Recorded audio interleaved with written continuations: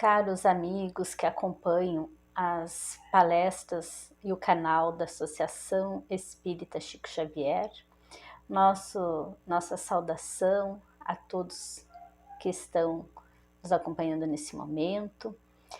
Sempre uma alegria estarmos aqui para falarmos sobre os ensinamentos do Mestre Jesus, à luz da doutrina espírita, essa doutrina tão esclarecedora, que nos serve de guia, de luz para a nossa jornada terrena e que nos facilita de tal forma esta caminhada, como disse Jesus: comigo o jugo é suave e o fardo é leve.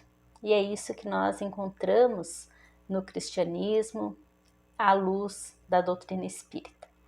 Para iniciarmos o nosso encontro, então convidamos para uma breve prece inicial, onde vamos preparar o nosso coração, preparar o nosso espírito para acolher a proposta do diálogo de hoje, da temática, que quer nos apresentar o Evangelho como uma terapia aos nossos males.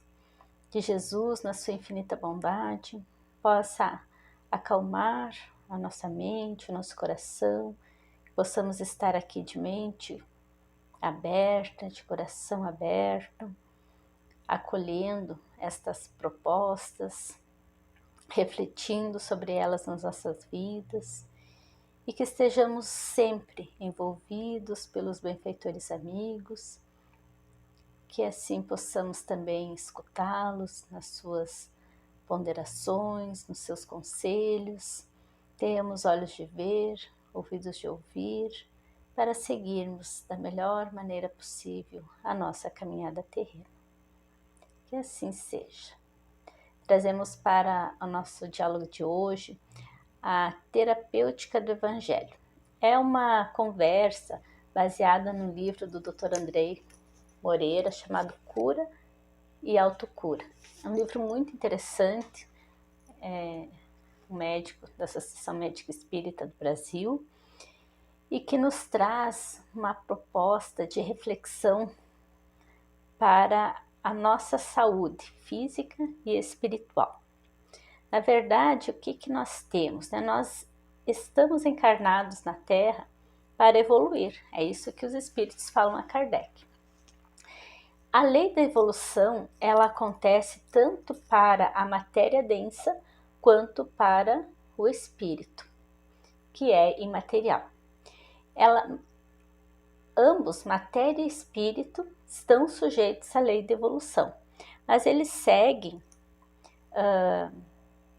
nesse seu aperfeiçoamento através de um processo educativo, né? Então, quando nós falamos do espírito, esta evolução é um projeto educativo que vem tentando trabalhar os germes das virtudes que temos presente desde que fomos criados, né? Cada ser, cada espírito, ele traz consigo o germe da perfeição.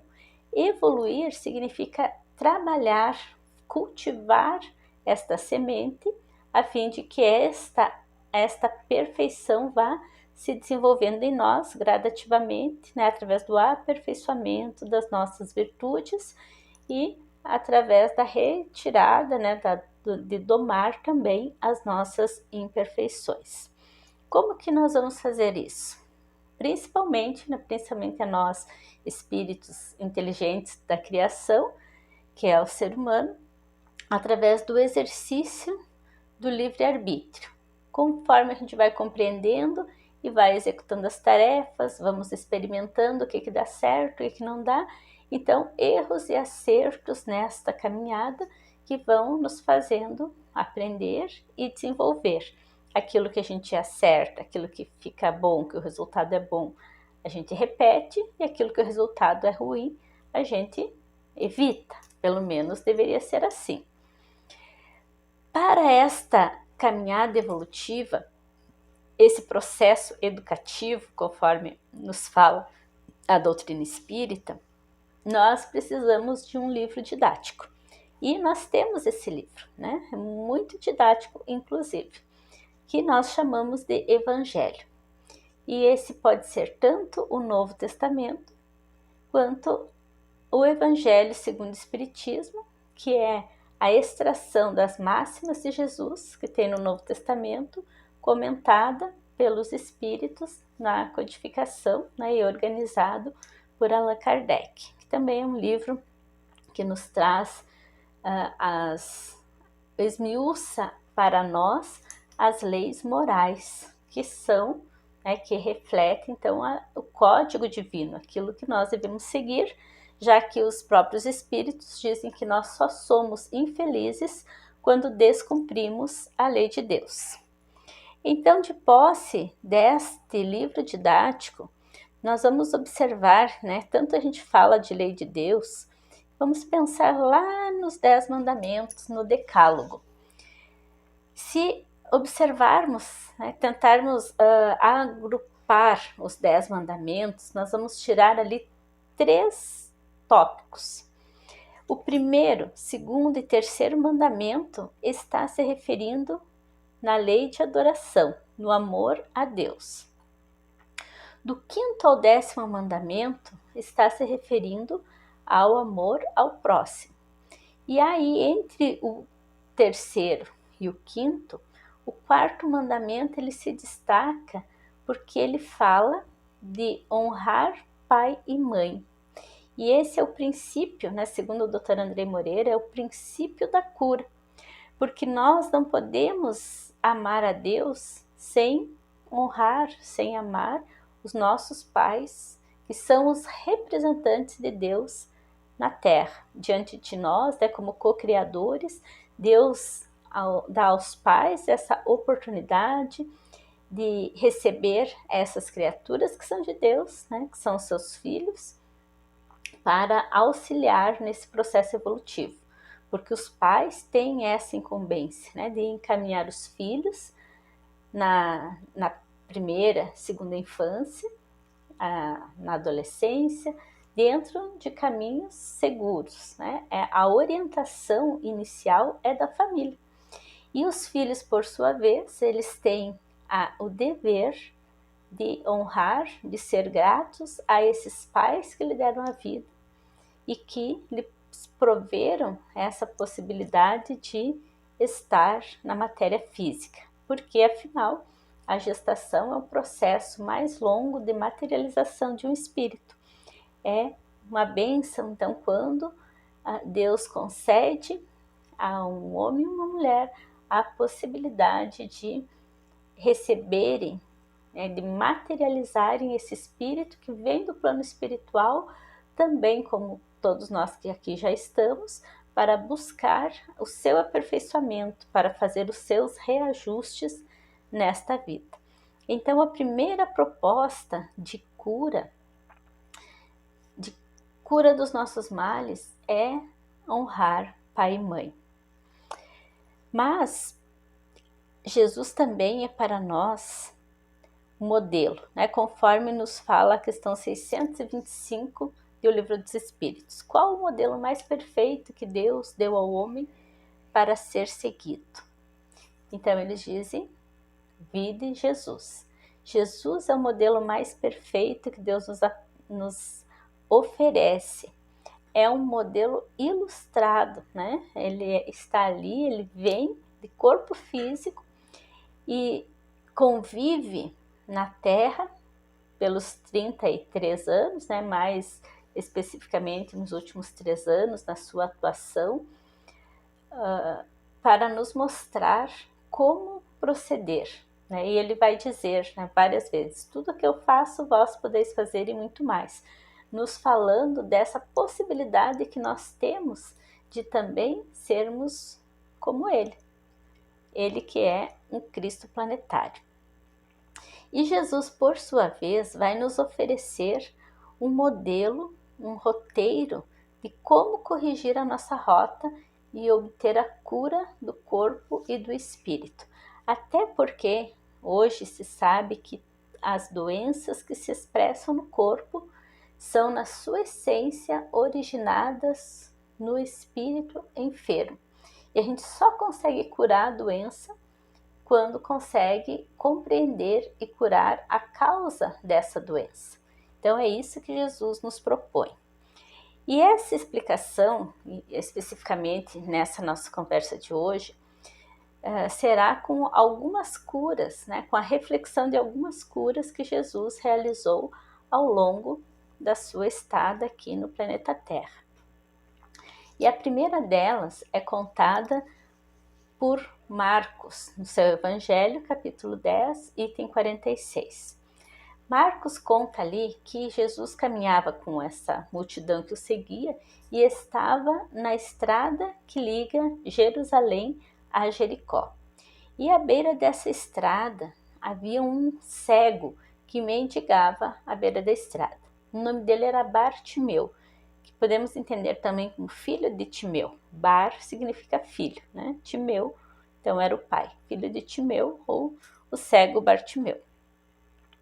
E esse estado de mendicância, ele já vai nos refletir, vai nos ilustrar um desses estados da alma, que é o estado da mendicância. É aquela pessoa que fica sempre querendo a piedade, querendo a compaixão do outro, que fica ali, né, esperando que alguém faça por ela. Há muitas pessoas assim, que não necessariamente carecem de recursos financeiros, mas que emocionalmente são dependentes, emocionalmente ficam, né, implorando, mendigando a compaixão alheia.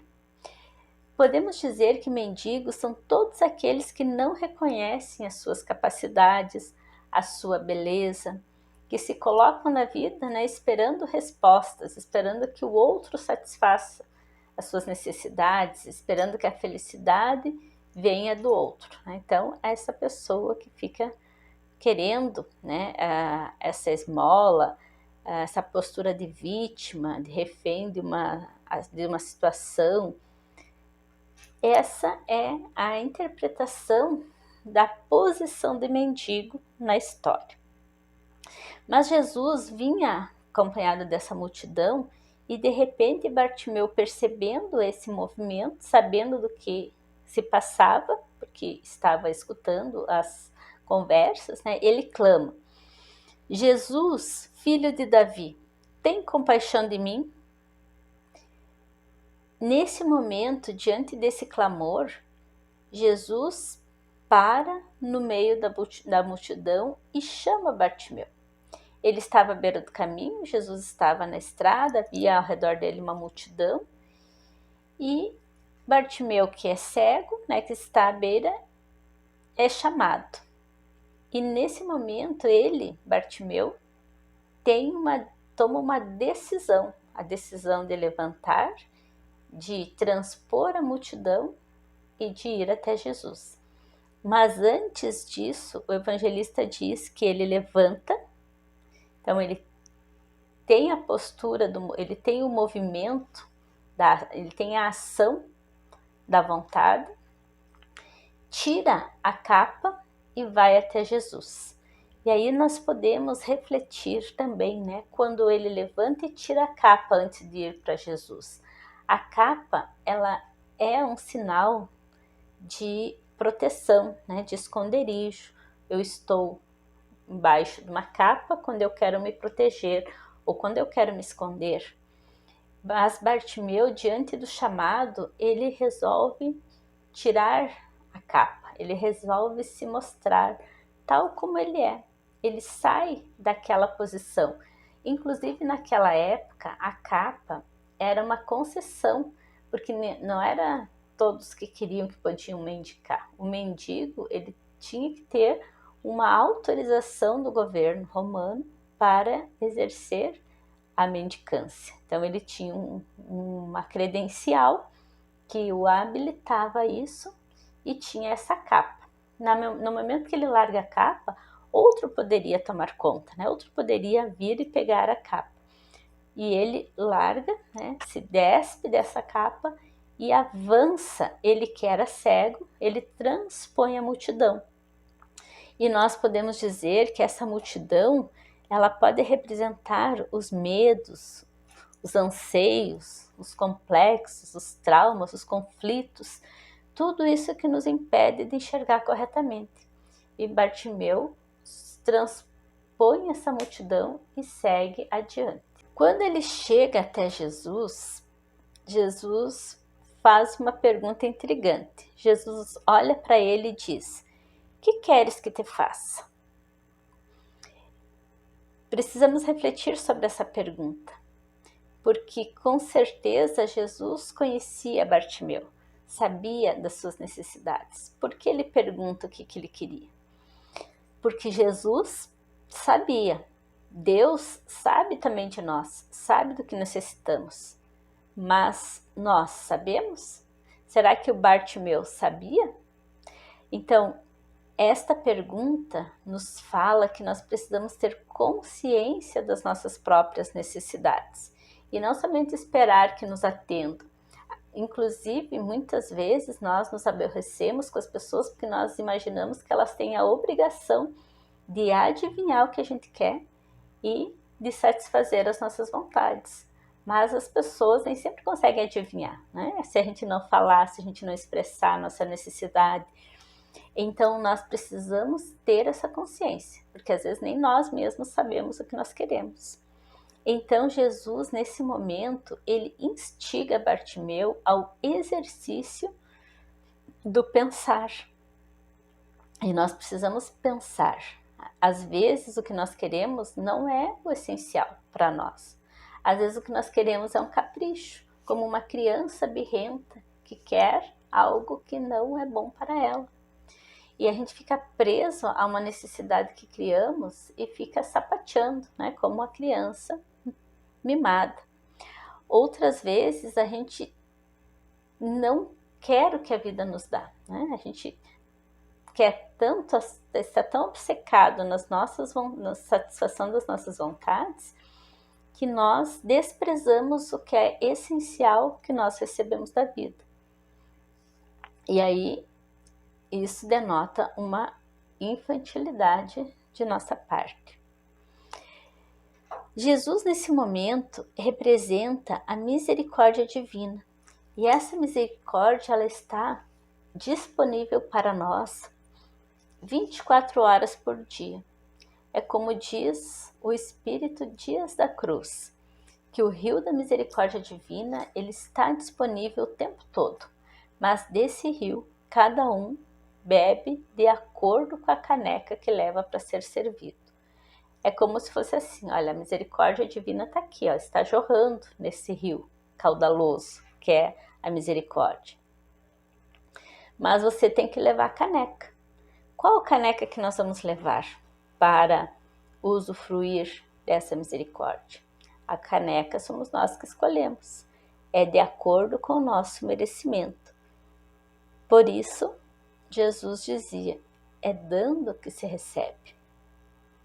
Então, Jesus pergunta a Bartimeu, que queres que te faça? E ele diz, que eu veja. É o desejo de ser curado. Às vezes, nós preferimos não ver para não precisar tomar decisões. Por isso que Jesus falava que era necessário ter olhos de ver, ouvidos de ouvir. E que o pior cego é aquele que não quer ver. Então, às vezes, nós temos as evidências na nossa frente, mas nós não desejamos enxergá-la. E o progresso, ele carece de observação, né? De nós sermos inteligentes e aceitar as proposições da vida. Então, Bartimeu representa para nós a cegueira da alma, curar os olhos da alma para observar, para ver o que realmente a vida tem nos oferecido e seguirmos nesta proposta. A segunda história que nos fala da cura e que nos propõe a cura da alma é contada por João no capítulo 5, versículo 1. E ele conta ali que Jesus chega então no lugar conhecido como Piscina de Betesda.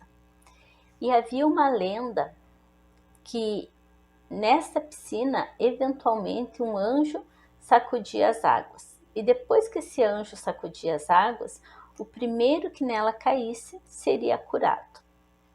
E havia ali, à beira dessa piscina, um homem que há 38 anos estava paralítico e estava numa cama e estava à beira dessa piscina, esperando o momento para se jogar na água. Jesus, chegando ali, ele vai até esse homem. Veja que Bartimeu, ele para e pede que ele venha, porque ele tinha as pernas curadas. O que ele não tinha era a visão. Este homem não podia andar, ele era paralítico. Então Jesus vai até ele e diz: queres ficar são?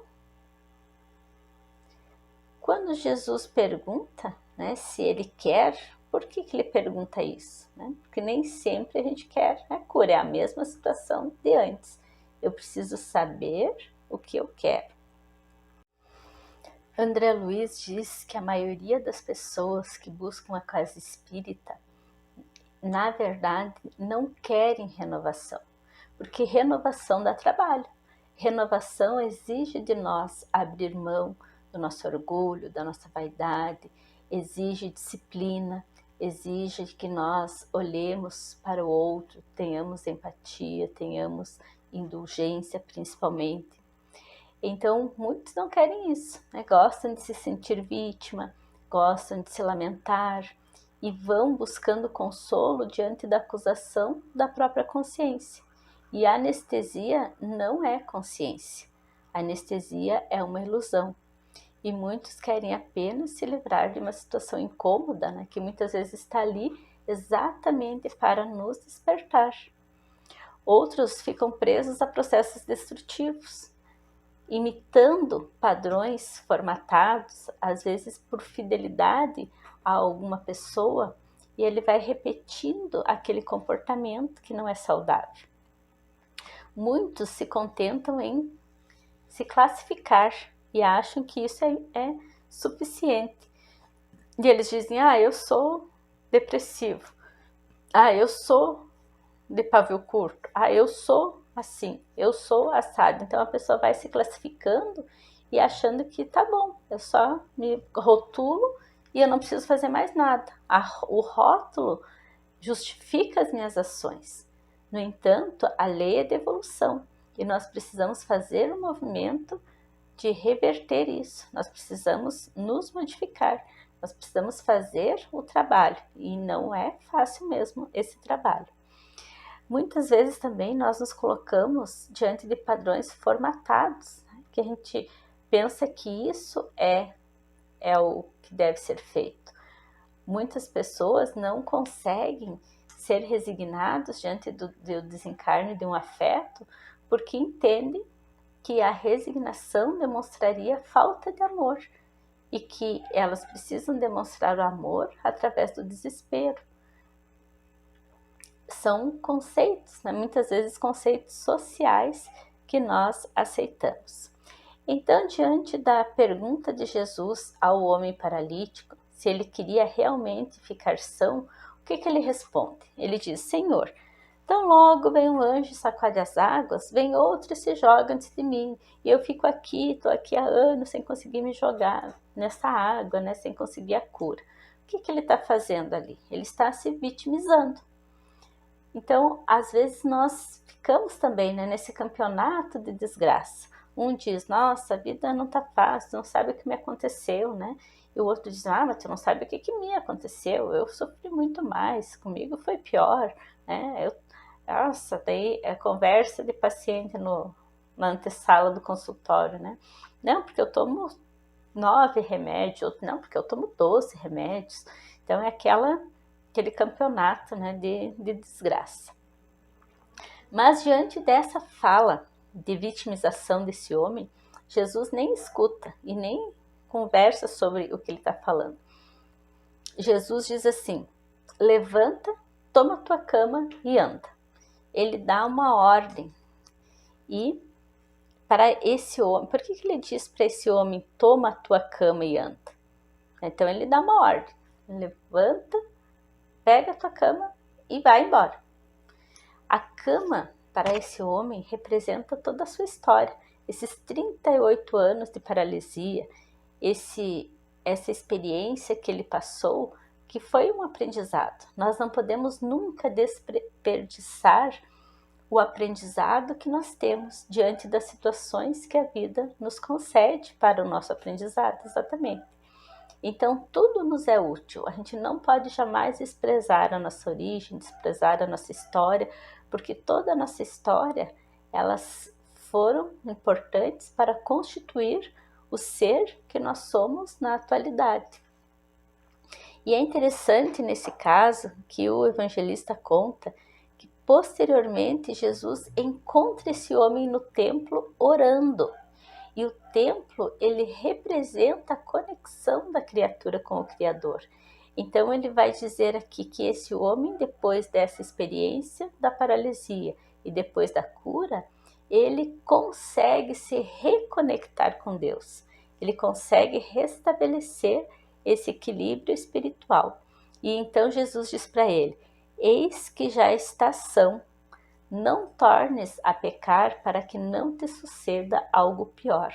Então Jesus nesse caso também ele vai falando dessa questão da causa e efeito, ou seja, o nosso sofrimento ele é resultado de uma ação que nós mesmos provocamos. Então nós acabamos sempre nos encontrando com os nossos equívocos através do resultado que temos na nossa vida.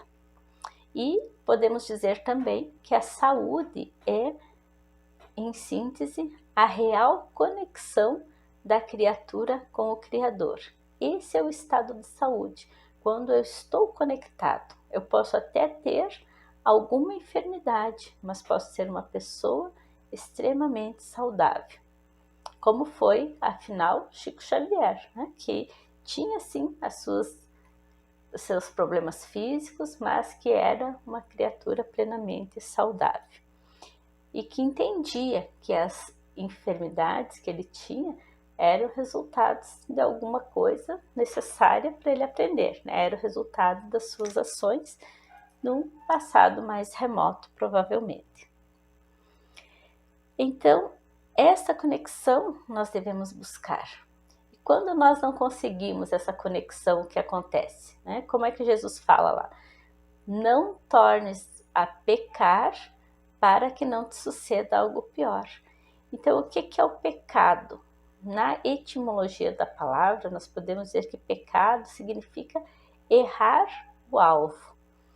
Qual que é o alvo nosso? Qual que é o principal? O que nós temos de essência? O que Jesus nos ensinou como lei maior? Né? A lei maior que Jesus nos ensinou é a lei do amor. Então, esse é o alvo que nós devemos almejar, que nós devemos buscar e alcançar. Toda a vez que nós desviamos desse alvo, que é a prática do amor, nós incorremos no pecado, é errar a direção, é sair do rumo que nós devemos. Então, mais uma vez, né, lembrando que os espíritos dizem a Kardec que nós só somos infelizes quando não cumprimos a lei de Deus. Então, pecar é infringir a lei de Deus. E o Espírito Dias da Cruz ainda diz: o espírito sofre mais pelo amor que retém do que pelo amor que não tem. Ou seja, provavelmente nós vamos sofrer mais pelo amor que nós guardamos, né, que nós não deixamos fluir, que nós não oferecemos ao outro, do que pela falta de amor recebida do outro. E ainda Joana de Ângeles, ela diz: o mal que me faz mal não é o mal que me fazem. Porque quando alguém me faz mal, eu estou numa situação de vantagem, porque eu me torno então a vítima da situação. Mas o mal que me faz mal é o mal que eu faço, porque quando eu faço o mal, eu me torno uma pessoa má. Eu infrinjo a lei, eu adquiro débitos que terei que resgatar. débitos que reverterão possivelmente em situações dolorosas para que eu possa aprender essa lição. Então, o amor é o nosso grande objetivo de vida. Nesta segunda cura, nós temos então o homem com as pernas curadas. As pernas são o que nos levam nessa caminhada. Então, nós precisamos caminhar, precisamos seguir, não podemos estacionar, parar na beira do caminho sem seguir adiante. A terceira cura é contada pelo evangelista Lucas no capítulo 17, versículos 11 a 19. E ele conta ali que numa dessas andanças de Jesus, um grupo de 10 leprosos pediram auxílio ao mestre. A hanseníase, também chamada de lepra, é uma doença que afeta a pele e o sistema nervoso. A pele é o maior órgão do nosso corpo e é ela que nos dá essa interação com o mundo. Através da pele nós sentimos tanto o contato de alguém, sentimos se é calor, se é frio, sentimos as texturas, sentimos várias coisas. A pele é o órgão da sensibilidade. E também afeta o sistema nervoso. E o sistema nervoso também faz essa nossa interação com o mundo, né? Nos coloca em relação com as pessoas, com as coisas. Os leprosos, eles precisavam ficar isolados, porque a lepra é uma doença bastante contagiosa, hoje já bem mais conhecida, né? Provocada por uma bactéria.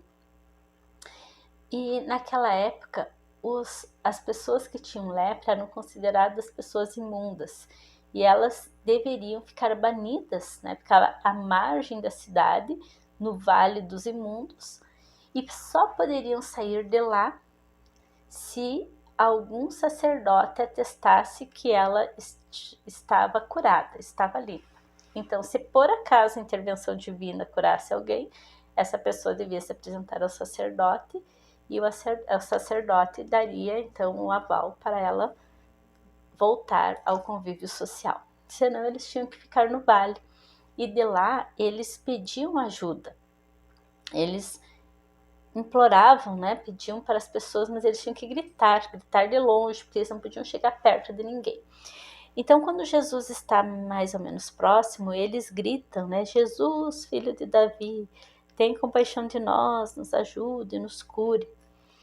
Jesus olha para eles e diz: vão e se mostrem ao sacerdote.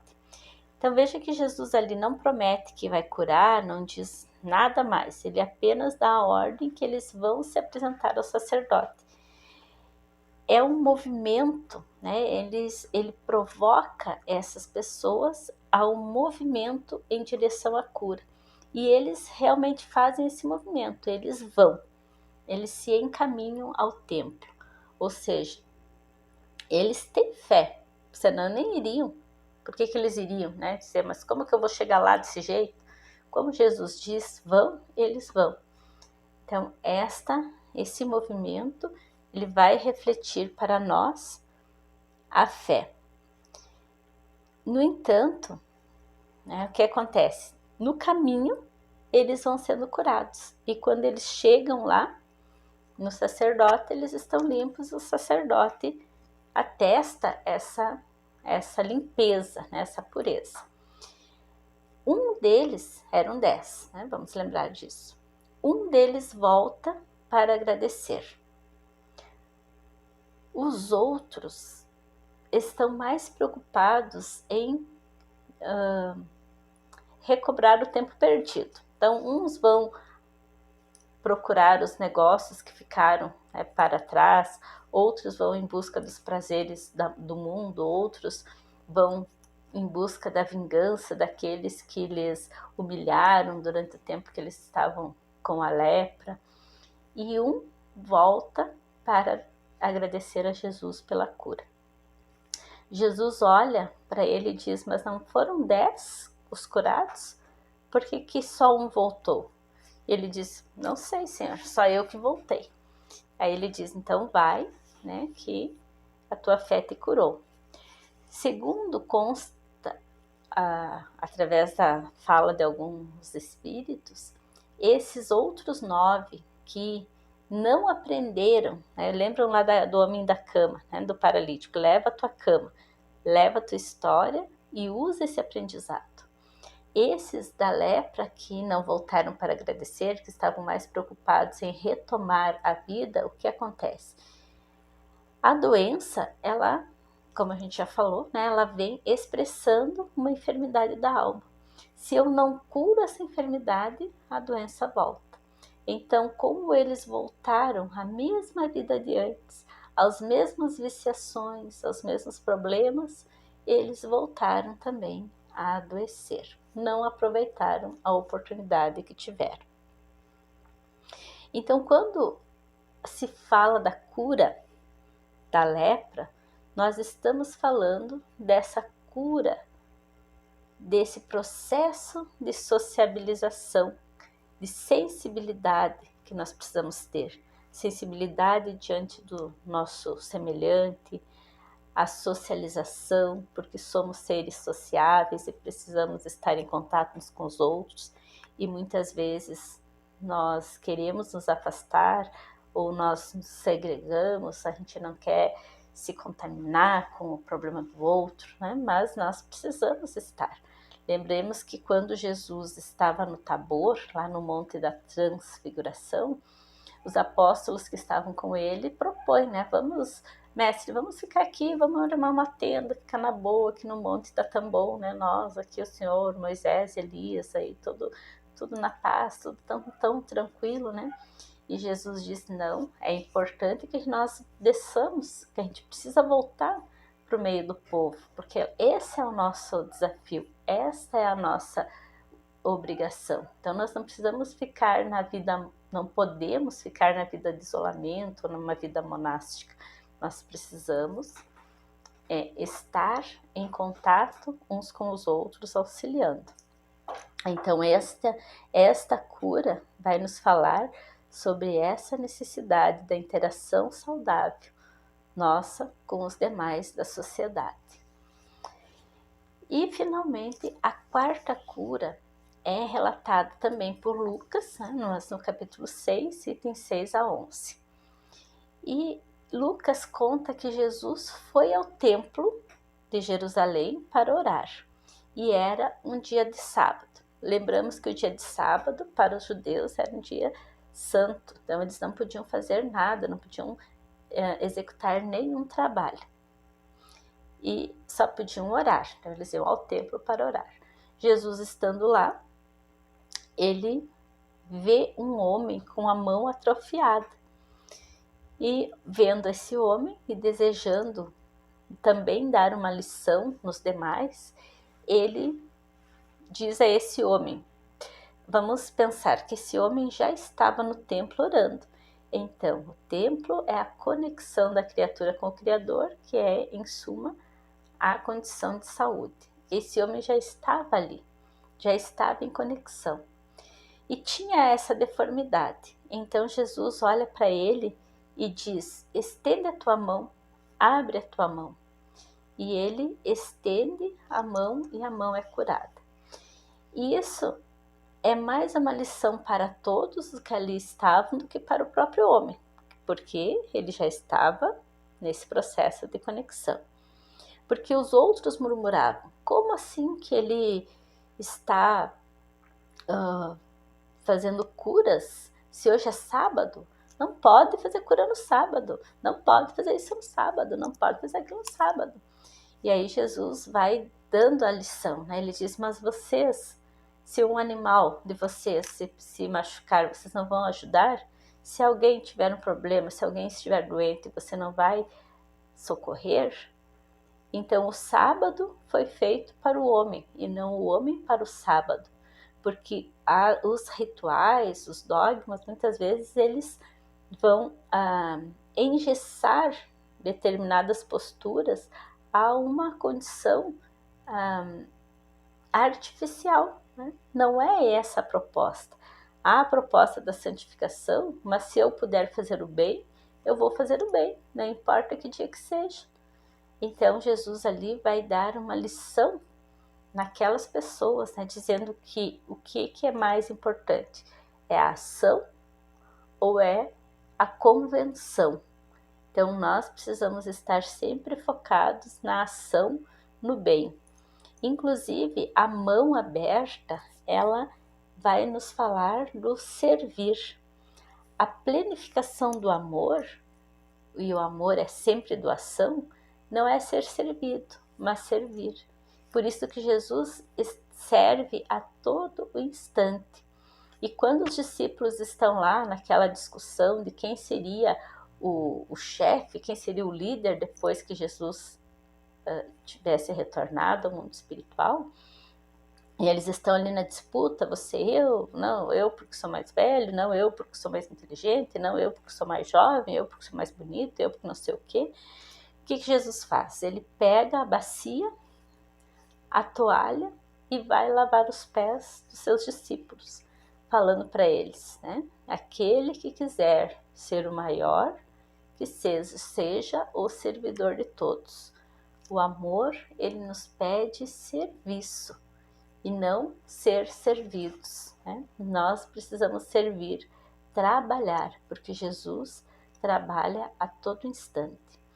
Então, nessa história, nesse conjunto, nessas 4 curas que o livro nos propõe, uma parte, né, desse livro, que podemos dizer que é a proposta também de Jesus, ele nos propõe enxergar, abrir os nossos olhos, para que assim nós possamos dar os passos necessários no caminho da evolução, as pernas curadas.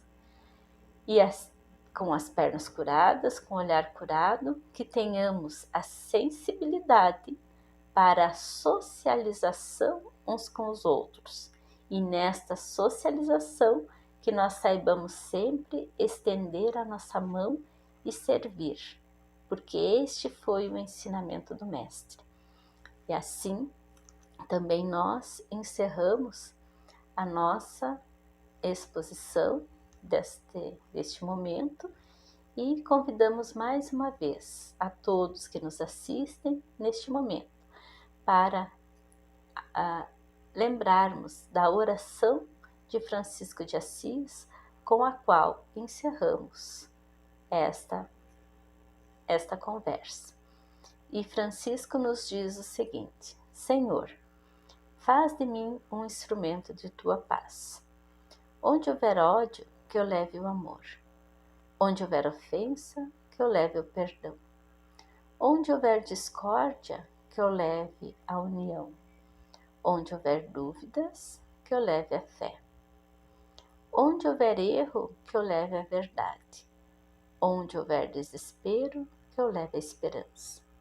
Onde houver tristeza, que eu leve a alegria. E onde houver trevas, que eu leve a luz. Ó Mestre, faz com que eu procure mais consolar que ser consolado, compreender que ser compreendido, amar que ser amado, pois é dando que se recebe, é perdoando que se é perdoado, e é morrendo que se vive para a vida eterna. Que assim seja.